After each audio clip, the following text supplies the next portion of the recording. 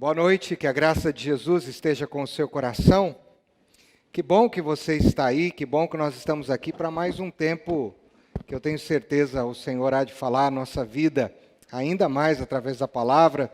Já falou conosco desde o início, nas orações, nos cânticos, em todos os momentos que nós tivemos aqui até agora, e eu tenho certeza absoluta que Ele há também de falar ao nosso coração de uma forma muito especial através da sua palavra. Hoje eu quero fazer um pouquinho diferente do que nós habitualmente estamos acostumados. A princípio eu não vou te convidar a ler nenhum versículo bíblico. Eu quero te convidar a ler um trecho de uma poesia que foi escrita em 1942 por Carlos Drummond de Andrade, chamada José.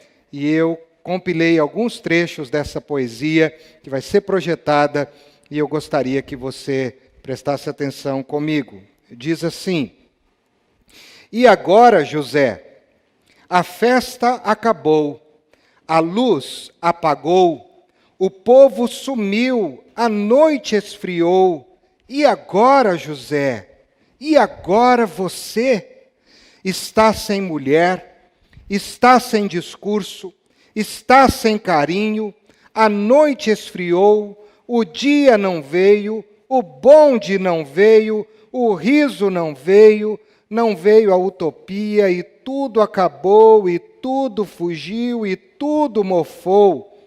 E agora, José, com a chave na mão, quer abrir a porta? Não existe porta.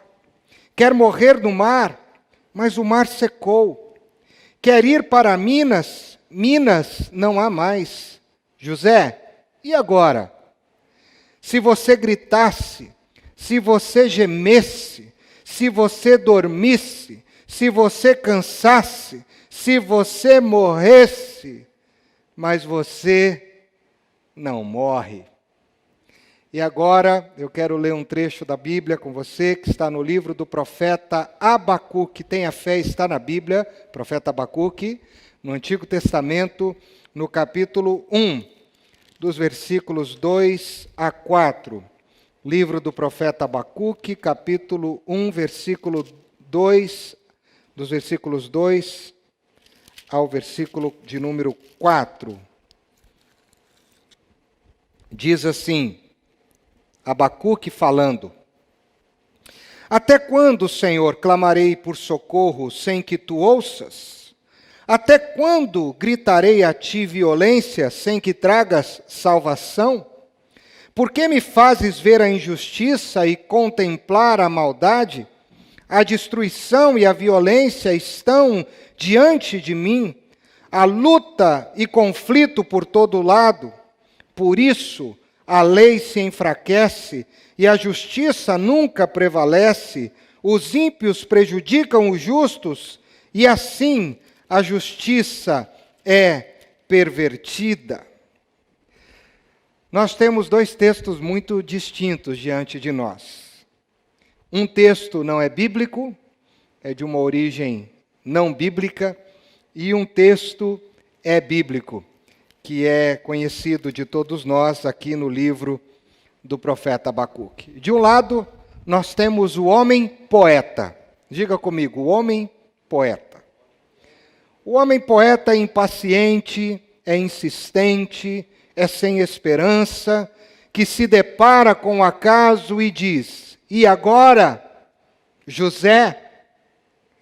Que cria um José que poderia ser um Antônio, uma Maria, um Pedro, uma Ana, um Carlos, uma Luísa, em um momento total de desencanto pela vida, e que almeja a morte, mas nem a morte esse José consegue alcançar, como terminamos, mas você não morre. Do outro lado temos o homem profeta. De um lado temos o homem poeta. Do outro lado, o homem profeta. Diga comigo, homem profeta. Homem profeta. O homem profeta é impaciente, é insistente, é desesperado, é perseverante, clama por Deus, grita por Deus pedindo atenção, Senhor, olha para mim, e ele grita e ele diz: até quando? Um homem que teme a Deus, mas que vive numa situação de crise profunda. De um lado, temos alguém que é levantado numa crise profunda, mas não vê esperança, não vê saída, nenhuma saída, nem a morte para ele é a saída. Do outro lado, temos um homem que também vive um momento de crise profunda e clama por atenção, clama por um ato de Deus que possa lhe dar esperança. Dois homens passando por situações muito semelhantes a que eu e você passamos. E com certeza nós, nesses dias, podemos ter feito essas duas perguntas. Quando tudo começou, quando as coisas começaram a fechar, as notícias começaram a chegar a respeito desta pandemia, quando ela foi chegando perto do nosso território, do nosso estado, da nossa casa, das nossas pessoas que nós nos relacionamos e conhecemos, nós pudemos dizer assim: e agora? Não posso ir trabalhar, meus filhos não podem ir para a escola, eu não posso abrir meu comércio, e agora? Como é que vai ser? E agora? Talvez essa foi a primeira pergunta que nós fizemos. Dizem que nós já estamos aí há quase 50 dias, aproximadamente, desde o início de tudo isso, mais intensamente aqui no Brasil. E depois do agora, o tempo vai passando, passa um período, se prolonga mais um pouco as determinações, se prolongam mais um pouco as orientações a respeito desse tempo que nós estamos vivendo.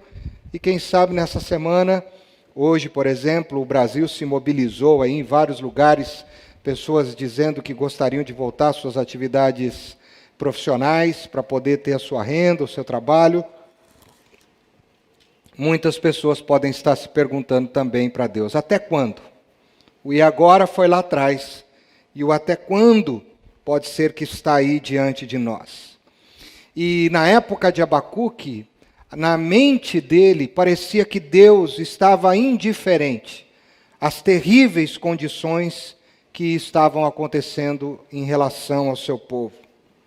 E em momentos de perguntas, em momentos de anseios, de questionamentos, o que nós mais queremos, o que nós mais necessitamos, o que nós mais precisamos são de respostas. Mas, obviamente, esse agora e esse até quando na nossa vida não pode ser encaixado e condicionado apenas a esse momento de pandemia. Quantas crises na nossa vida que se instauraram, quantas crises profundas em algumas áreas da nossa vida em que a gente disse: e agora? Algumas já superamos, mas talvez algumas não. E aqueles que não superaram as crises podem estar dizendo para Deus até hoje, anos depois, tempos depois: até quando? Até quando vai ser assim? E muitos de nós, no e agora, nós ficamos ainda fazendo outras perguntas, porque o e agora puxa algumas perguntas. O que faremos? O que vai ser? O que vai acontecer da minha vida? O que vai acontecer das coisas que estão ao meu redor? Como vai ser? E aqueles que ficam no até quando querem saber o tempo. Senhor, me dá o dia, me dá a data, me dá a ocasião, Senhor, onde isso vai acabar, onde isso vai mudar na minha vida. E muitos de nós ficamos nessa crise, tanto que é suscitada pelo poeta Carlos Drummond de Andrade, no poema José, quanto na experiência do profeta Abacuque, que é muito diferente esse livro do profeta Abacuque, porque não é um livro de profecia, é um livro que fala do profeta e não da profecia do profeta, que revela a vida do profeta, os sentimentos do profeta, as reações do profeta diante das suas crises. E aí a gente pode ter aí duas saídas diante disso.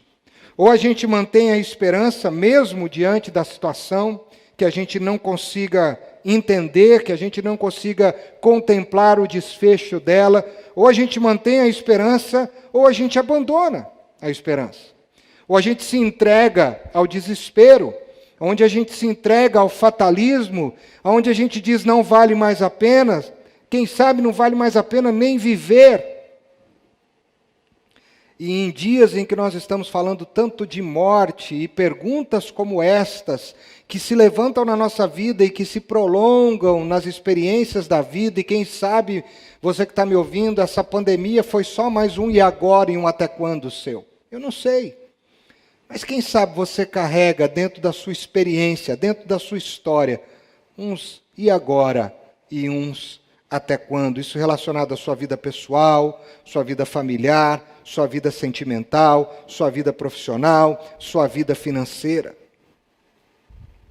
Mas eu tenho colocado no meu coração que, enquanto mais a mídia ficar falando de morte, eu quero falar de vida. Eu quero pensar em vida, eu quero pensar em esperança nos meus e agora e nos meus até quando. Eu quero pensar que, por pior que seja a situação, e eu ainda não consiga compreendê-la e nem ver o seu desfecho, eu vou entender que a vida, por mais difícil que seja, é um presente de Deus, é uma dádiva de Deus. E eu preciso vivê-la na dimensão de Deus. Se a gente pudesse usar uma ênfase que quase se torna uma redundância, a gente poderia dizer que a vida precisa ser vivida vivacidamente. E o que significa viver uma vida com vivacidade? A palavra vivacidade significa intensidade, significa entusiasmo, significa vigor. E por mais que se fale da falta de vigor, por mais que se fale de morte, por mais que se fale de enfermidade, por mais que se fale de crise nas mais diversas áreas, nós precisamos entender que a vida é um presente de Deus e que no meio da crise nós vamos vivê-la com vivacidade como povo dele, intensamente, entusiasticamente, vigorosamente, porque eu acredito que você é como eu, como Abacuque, como poeta que suscita uma personagem que revela a experiência de muita gente.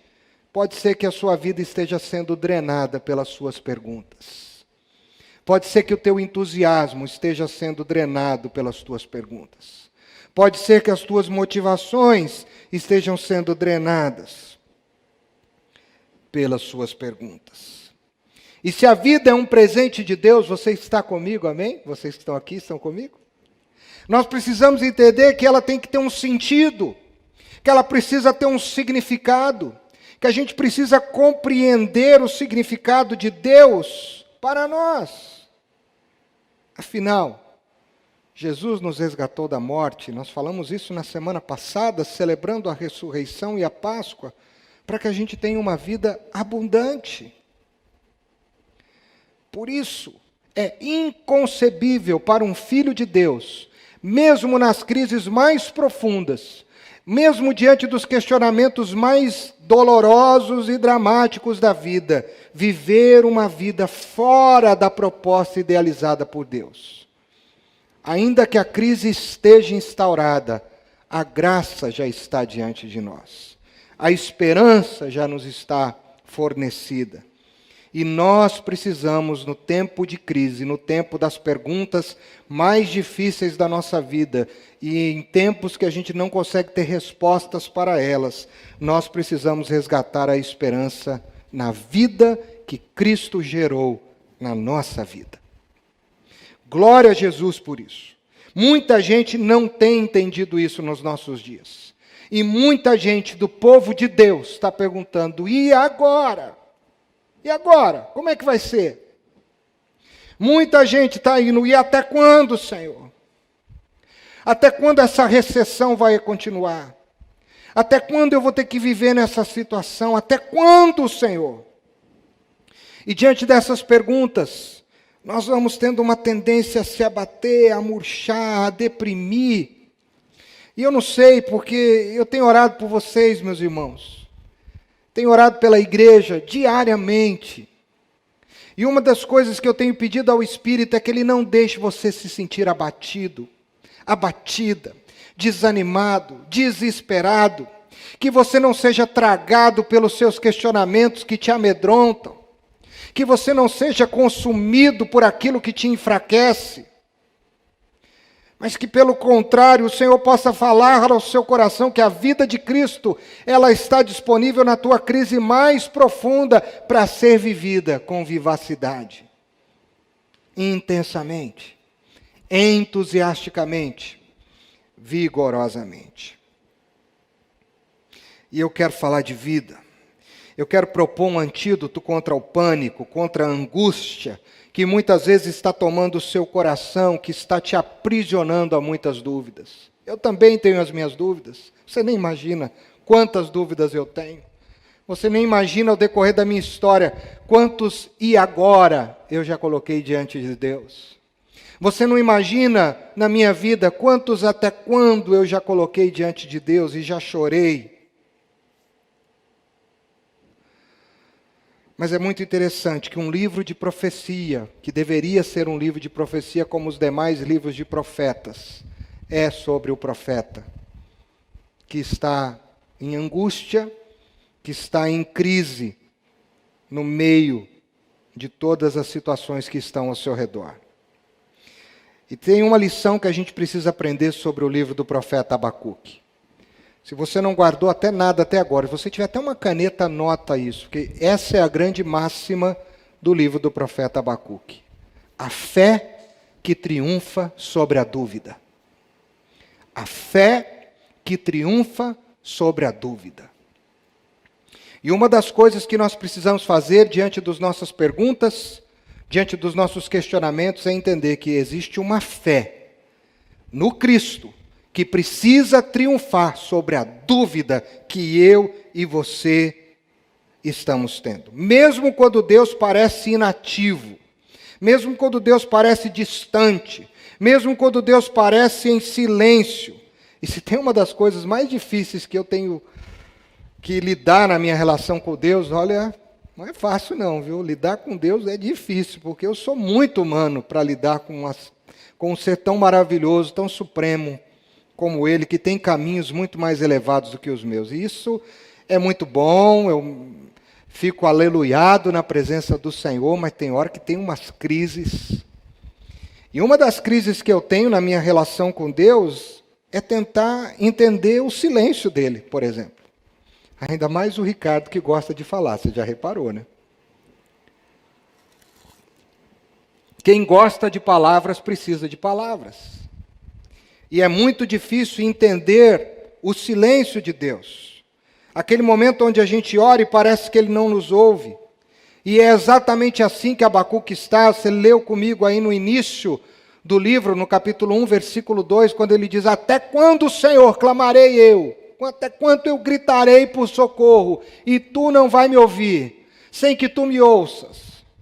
E aí ele diz: não é só clamar não, Senhor. Eu já clamei, agora eu vou fazer outra coisa. Eu estou mais desesperado do que o Senhor imagina.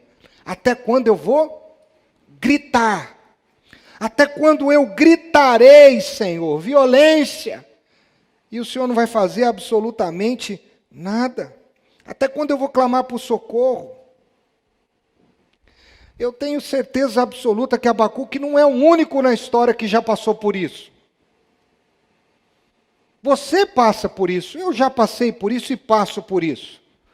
Em algumas áreas da nossa vida, quem sabe, nesses dias que nós estamos vivendo, nós estamos falando isso para Deus: até quando, Senhor? Até quando eu vou ficar pedindo sobre isso? Até quando isso na minha vida vai continuar acontecendo? Até quando isso aqui não vai desenroscar, Senhor? Até quando isso aqui não vai se desenrolar, Senhor? Até quando isso aqui vai continuar da situação e não vai mudar, Senhor? E todos os dias, nós temos que lidar com as nossas perguntas. Oramos, oramos e parece que a situação não muda. E tem o outro lado, parece que a situação muda, mas muda para pior.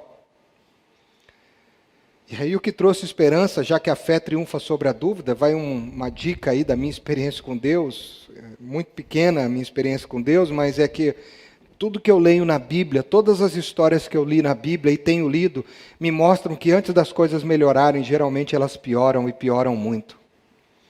Então, quando está piorando, eu sei que vai melhorar. Quando está piorando, eu sei que o Senhor vai fazer um manancial no meio do deserto. Abacuque estava preocupado com as condições que estavam ao seu redor. Abacuque estava preocupado com o povo de Deus, que estava completamente distante da verdade de Deus.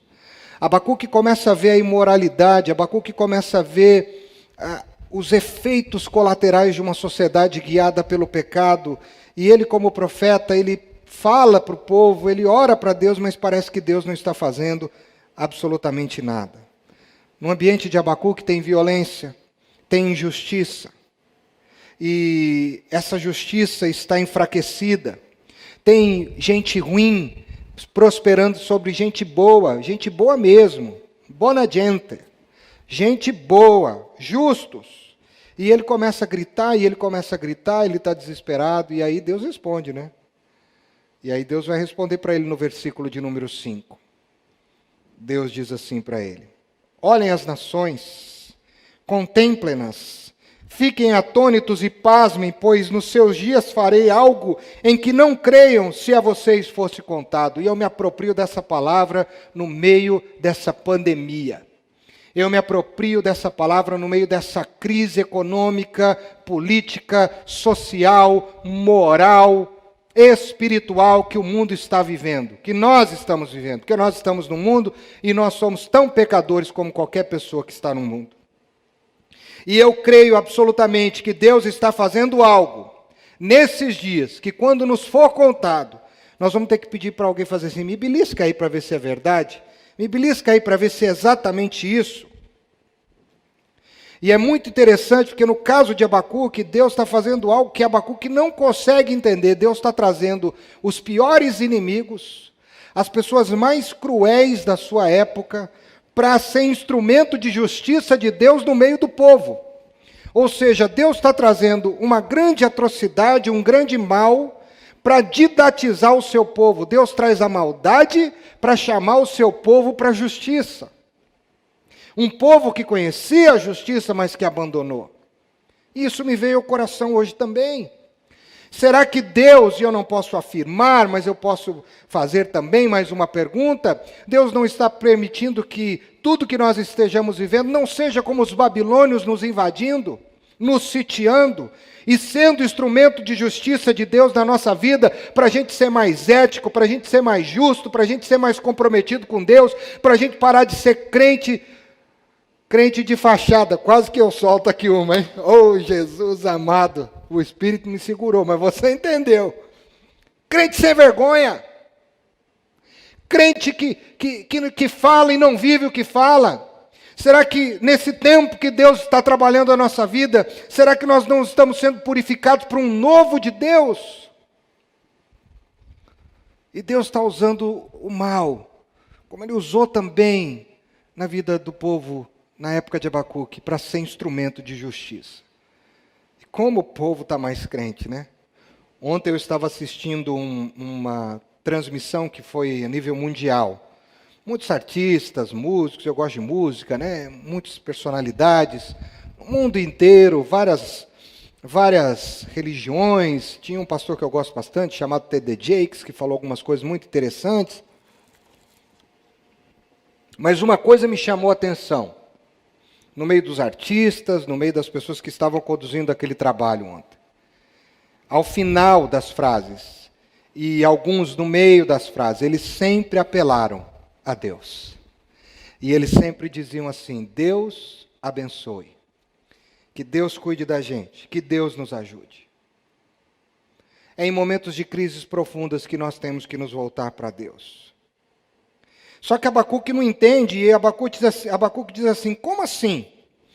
No versículo 13 do capítulo 1, ele diz: por que o Senhor fica calado enquanto esses nos devoram?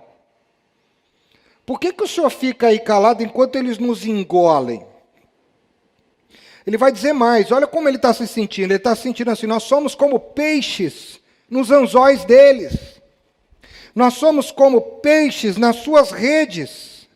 Abacuque não está entendendo como Deus está agindo. É muito difícil entender os métodos de Deus, e eu disse isso já. Aí então Deus traz novamente uma resposta para ele. E aí, lembra, a fé que triunfa sobre a dúvida, olha o que diz o versículo 4 do capítulo 2 de Abacuque. Deus diz assim para Abacuque: Abacuque, a receita para vencer tudo isso no meio dessa crise e passar por ela bem, é entender que o justo viverá pela sua fidelidade, ou em algumas traduções, o justo viverá pela sua fé. Nós precisamos ter fé, e Deus vai dizer mais. Deus diz assim para ele: o povo deu as costas para mim, Abacuque, o povo abandonou a minha lei. Como resultado de ter dado as costas para mim e ter abandonado os meus mandamentos, eles estão cometendo crimes violentos, e os crimes estão se tornando cada vez mais comuns entre eles não estão nem ligando mais. As pessoas já não têm mais consciência entre defraudar e tomar o que é do outro para si. Abacuque, a coisa está tão complicada que não é seguro mais sair de casa. Abacuque, a lei está sendo negligenciada pelos líderes, pelos legisladores da lei. E aí Deus, para tentar mostrar para Abacuque o que está acontecendo, a resposta do até quando, ele fala de 5 ais sobre o povo. E eu quero te mostrar, só para a gente tentar entender um pouco o que estava acontecendo. Primeiro, está no versículo de número 6 do capítulo 2. Olha que interessante o capítulo 6. Aliás, o capítulo 2, versículo 6. Ele diz assim: todos estes povos um dia rirão deles com canções de zombaria e dirão: ai daquele que amontoa bens roubados e se enriquece mediante extorsão. Ai daquele. Sabe o que Deus está dizendo? Tem gente no meio do meu povo que vive com dinheiro sujo no bolso. Segundo ai, versículo 9. Ai daquele que obtém lucros injustos para a sua casa, para pôr seu ninho no alto e escapar das garras do mal. Sabe o que Deus está querendo dizer para Abacuque? Abacuque, no meio do meu povo tem gente que faz negócio sujo, fraudulento, gente que é corrupta, que vive da corrupção e se beneficia dela. Versículo de número 12 agora. Ai daquele que edifica uma cidade com sangue e estabelece o crime. Deus está dizendo para ele: Abacuque, tem gente que está trabalhando para que a sociedade seja um caos, violenta, destruidora. E esse povo, Abacuque, está no meio do meu povo. Versículo 15. Ai daquele que dá bebida ao seu próximo, misturando-a com o seu furor. Deus está dizendo: tem gente, Abacuque, no meio do meu povo que está viciando os outros, gerando dependentes químicos, gerando dependentes a traficantes no meio do meu povo. Outro ai, o último, versículo 19. E ai daquele que diz à madeira desperte, ou da pedra sem vida acorda, poderá isso dar orientação, está coberta de ouro e prata, mas não respira. E aí Deus diz para ele: no meio do meu povo, Abacuque, tem idólatras. No meio do meu povo tem gente que está com dinheiro sujo no bolso. No meio do meu povo tem gente que está vivendo em função da corrupção. No meio do meu povo tem gente que está trabalhando para a violência na sociedade. No meio do meu povo tem gente que está gerando o ópio, o vício, a dependência do meu povo. No meio do meu povo a gente idólatra. E você me pergunta: o que está acontecendo? E aí Deus dá uma assim, daquela de classe, né? Versículo 20 é a classe do Senhor, né? Diz assim: mas o Senhor está no seu santo templo. Cale-se diante dele, ou fique em silêncio, toda a terra. E Deus então usa os babilônios para trazer a justiça para o seu povo, e o povo tem que sofrer. Às vezes nós precisamos passar pelo moedor mesmo, irmãos. A gente tem que ser provado no fogo. Uma das coisas que a fornalha faz dentro da nossa vida, ela nos purifica. O fogo arde, o fogo queima, mas ele limpa. E crise também, quanto mais profunda, se a gente colocar a nossa vida nas mãos do Senhor, ela também é uma oportunidade de cura. E Abacuque não está entendendo o silêncio de Deus, então Deus começa a falar para ele o que está acontecendo. Você está comigo? Mas tem uma outra coisa que é difícil da gente entender, além do silêncio de Deus. É não ver quando ele começa a trabalhar ou quando ele está trabalhando. A gente tem dificuldade de entender como Deus age e de perceber o agir de Deus. Eu costumo dizer que Deus nunca fica parado.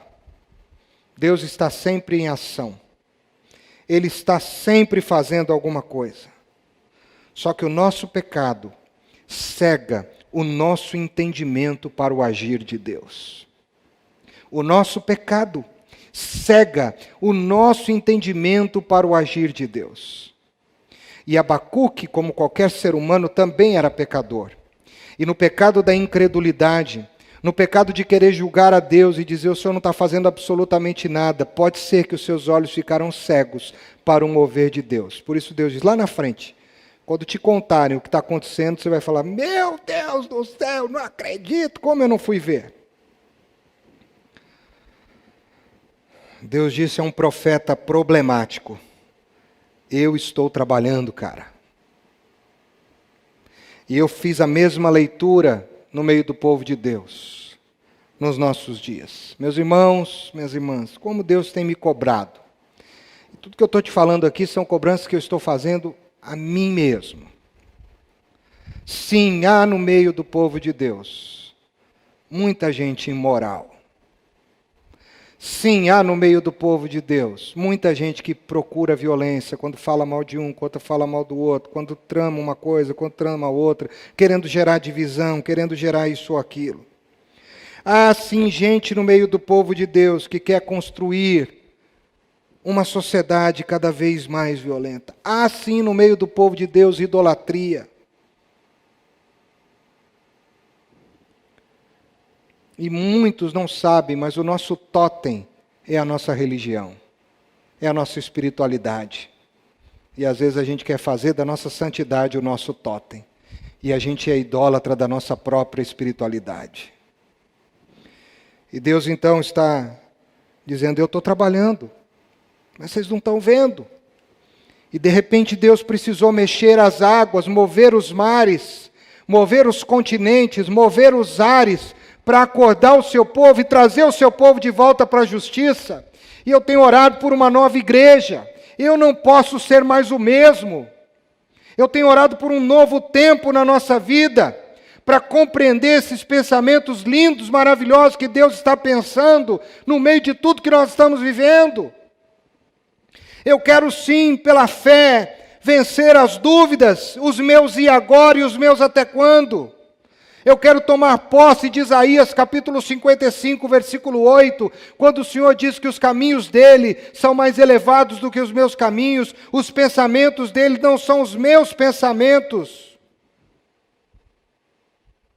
E eu estou convencido de que os caminhos de Deus são os melhores caminhos que eu posso trilhar, são muito melhores do que os meus.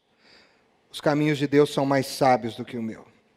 E mesmo que eu não entenda a caminhada, mesmo que eu não entenda a passada, eu preciso ter fé de que eu estou caminhando com Ele.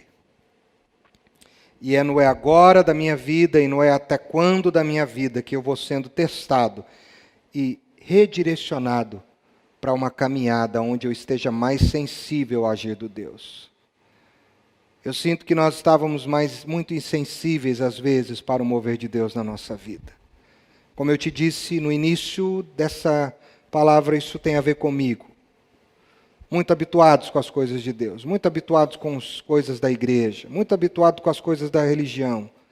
Mas será que estávamos vivendo uma sensibilidade? Será que os nossos pecados diários, corriqueiros que nós cometíamos não estavam cegando os nossos olhos para o agir de Deus? E quem sabe o desespero hoje na nossa vida não seja um reflexo dessa cegueira, que é fruto de um coração ainda em pecado. O Espírito tem me acordado de madrugada, eu tenho acordado praticamente toda madrugada.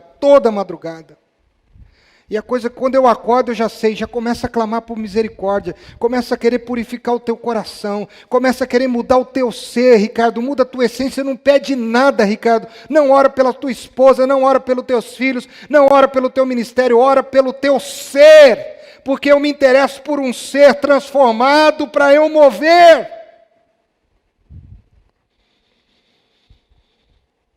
E aí isso vai me gerando uma dependência de eu confiar mais na obra de Deus e não na minha obra. Isso vai me gerando uma dependência de eu confiar mais na metodologia de Deus e não na minha metodologia. E é isso que Deus está chamando Abacuque para que ele possa compreender e que ele possa viver. Quando Deus começou a revelar o seu plano ao profeta, as coisas pareciam piorar na mente dele, mas Deus estava mostrando que o caminho era outro. Qual é o desafio, queridos?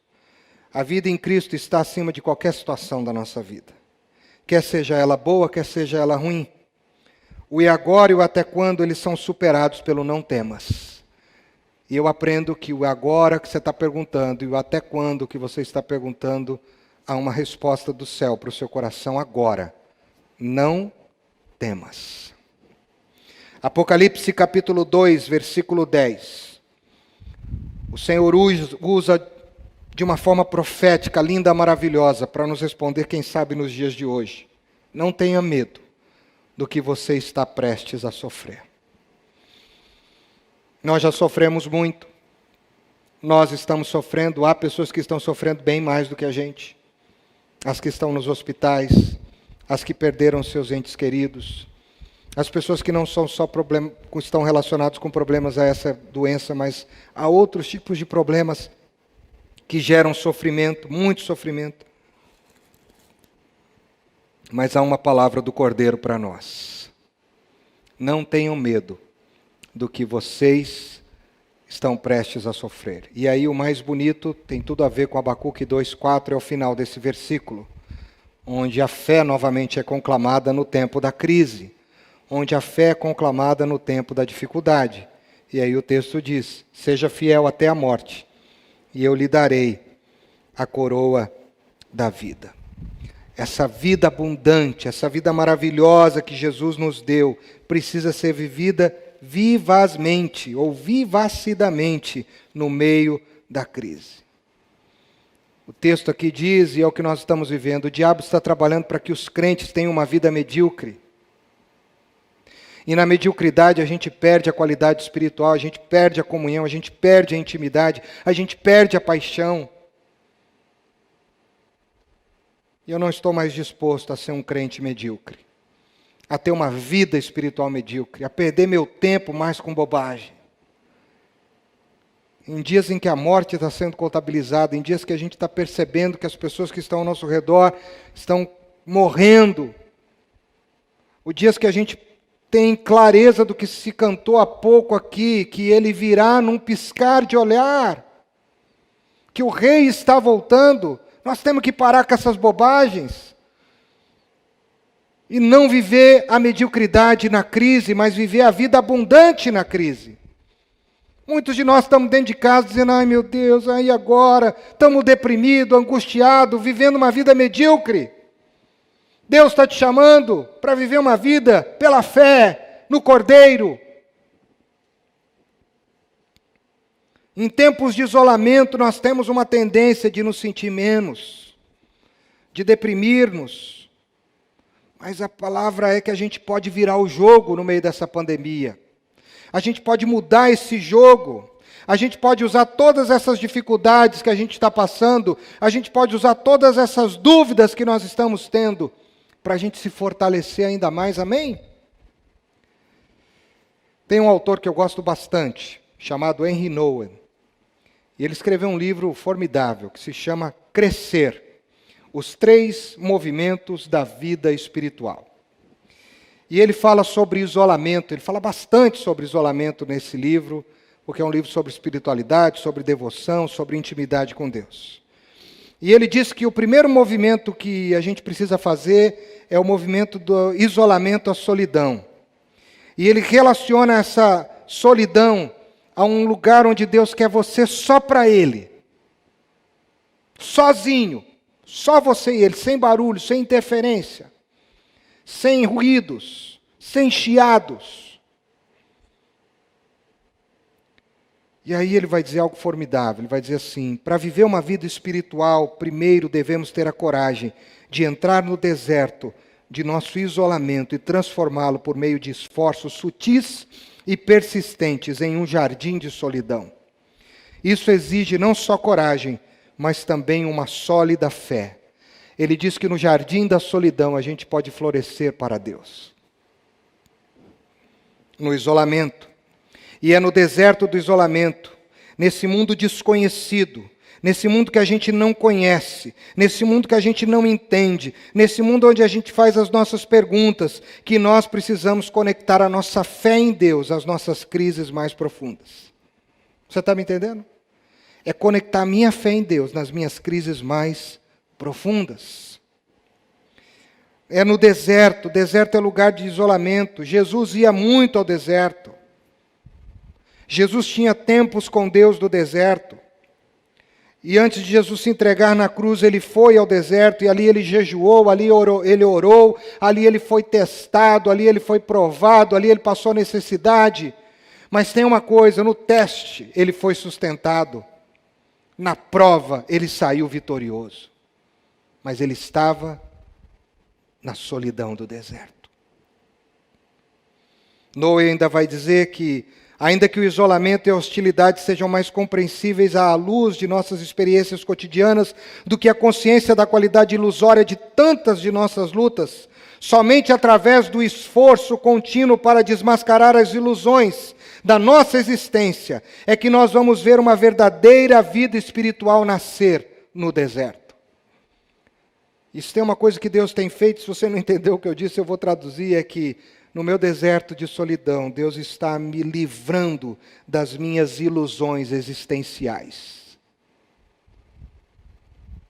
E está me chamando a uma nova realidade. E a nova realidade é intimidade com Deus.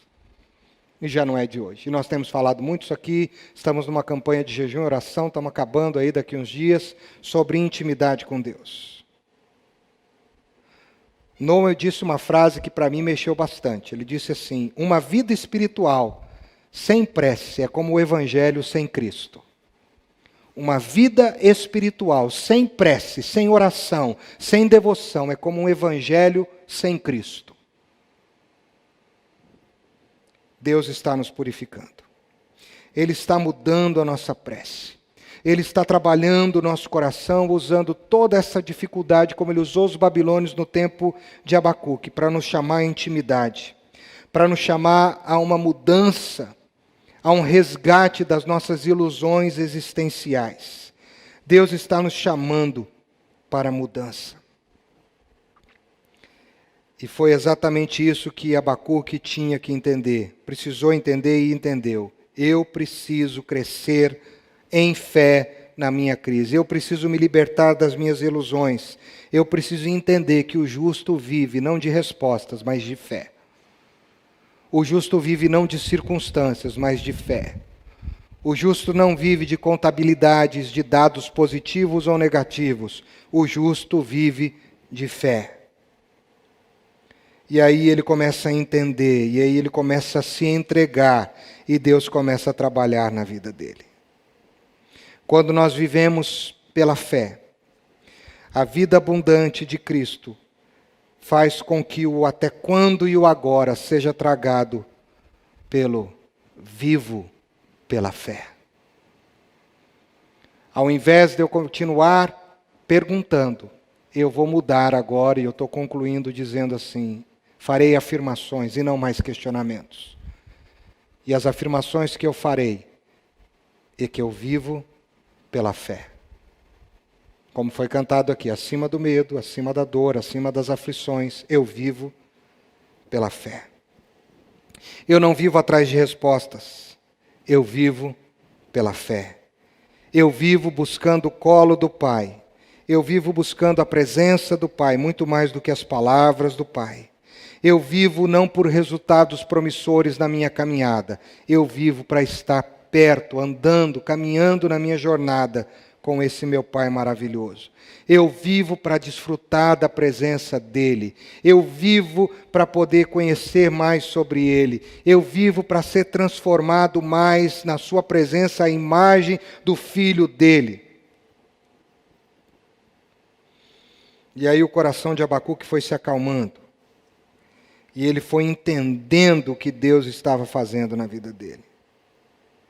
Ele foi entendendo que a vida é complicada, que os questionamentos são duros, os questionamentos são difíceis, mas ele diz que ele entende que a fé é o antídoto para todo e qualquer tipo de crise mais profunda que a gente possa viver.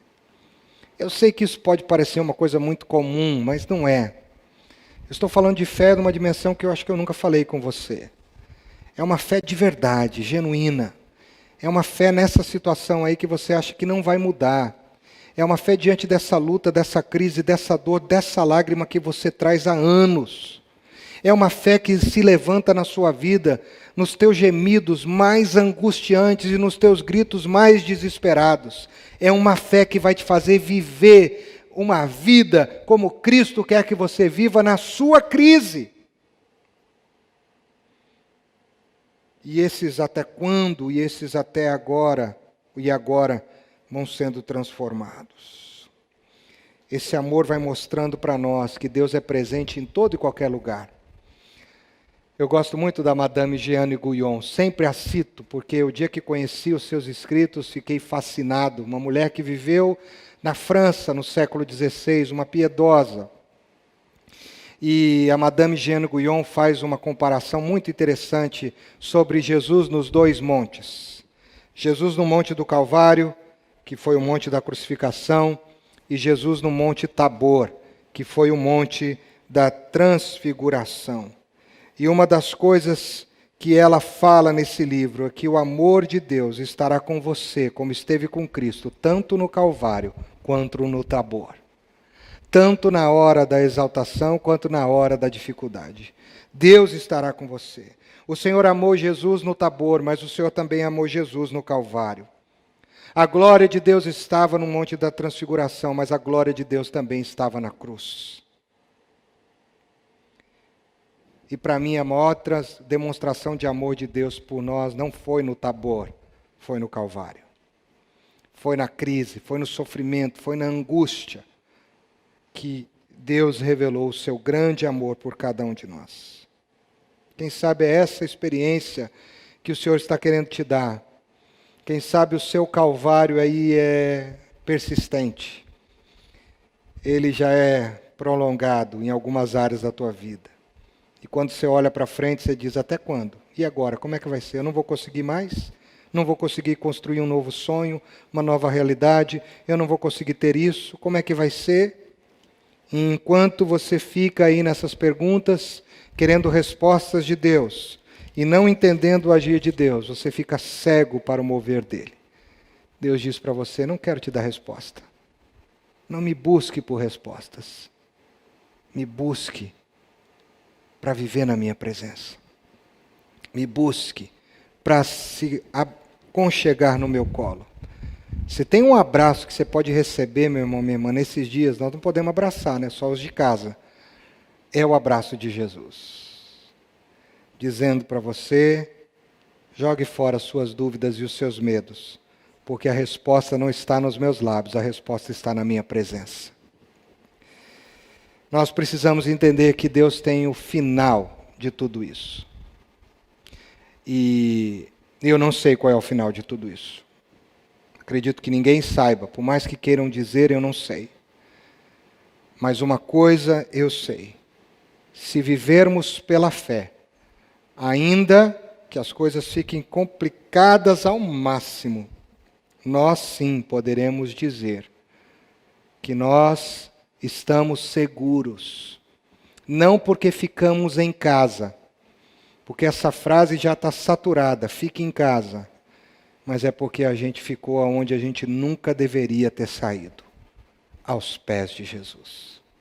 E quando a vida está muito boa, quando a gente estava vivendo confortavelmente, com as nossas ilusões existenciais e com os nossos totens espirituais, em muitos momentos, como o povo de Abacuque fez, nós deixamos os pés de Jesus mais distantes de nós. É tempo da gente voltar para esse Cristo. Alguém disse que você terá fome de Deus e o achará na mesma proporção que você tiver fome da cruz. E não é fácil ter fome da cruz, porque a cruz é lugar de renúncia, de medo, de dor, de vergonha. A cruz não é fácil se amar. Mas eu amo a cruz, não por causa da cruz. Eu amo a cruz por causa daquele que a significou. Porque senão ela seria só mais uma cruz. Mas essa cruz é diferente, porque alguém a significou. Guarde isso. Deus nos dá a cruz, e a cruz nos dá Deus. E é nesse ambiente, é nesse lugar que a gente precisa se colocar. Porque o justo viverá pela sua fé. Quando entendermos que a vida não acaba, mesmo quando tudo parece perdido. Quando a gente entende que tudo não acaba, mesmo quando os até quando e o agora na nossa vida são muito fortes, a gente vai mudar por uma outra expressão. E eu concluo para a última expressão da noite. Vamos jogar fora o e agora, vamos jogar fora o e até quando, e vamos agora nos apropriar do ainda que. Diga comigo. Ainda que. E eu quero ler com você capítulo 3 de Abacuque, a partir do versículo de número 17.